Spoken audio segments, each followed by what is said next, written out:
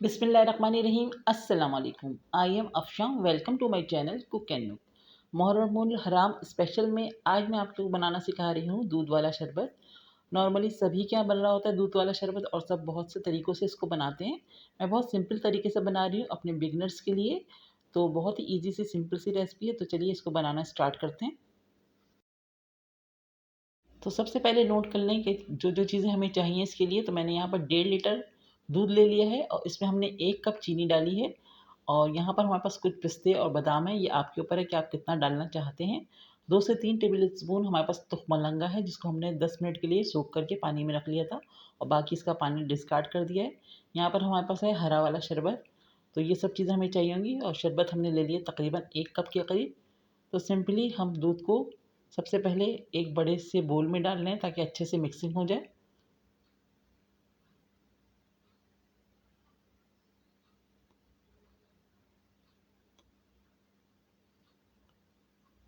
दूध ऐड करने के बाद इसमें हम डाल देंगे चीनी और इसको अच्छे से हम डिज़ोल्व करेंगे पहले। तो इसीलिए हमने अभी बर्फ़ इसमें नहीं डाला है, सबसे पहले हम चीनी को बहुत अच्छे से डिज़ोल्व करेंगे। तो यहाँ पर हमारी चीनी बहुत अच्छे से दूध में मिक्स हो चुकी है, तो बस अब इसमें मैं डालूँगी तुखमलंगा जो हमने पहले से सोख करके रख लिया था और साथ ही हम इसमें डाल देंगे पिस्ते और बादाम। तो ये मैं डाल दी, बारीक हमने इसको कट करके रखा हुआ था, तो ये मैंने इसमें ऐड कर दिए। साथ ही हम डाल देंगे इसमें हरा वाला शरबत। आप चाहें तो रूह अफ़ज़ा भी यूज़ कर सकते हैं, लाल वाला शरबत भी यूज़ कर सकते हैं, तो मैं हरे में बना रही हूँ। तो आपकी मर्ज़ी है कि आप जो भी यूज़ करें। तो अब हम बहुत अच्छे से इन सब चीज़ों को मिक्स करेंगे।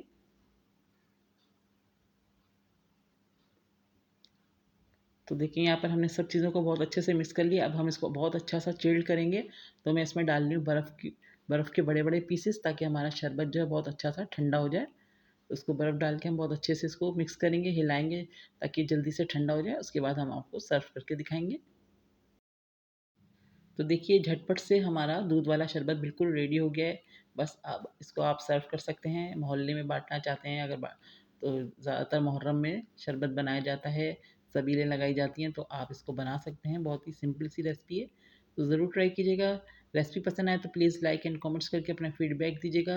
मेरे चैनल पर नए हैं तो प्लीज़ मेरे चैनल को सब्सक्राइब कीजिए। नेक्स्ट वीडियो के साथ जल्द आऊँगी, दुआओं में याद रखिएगा। अल्लाह हाफ़िज़।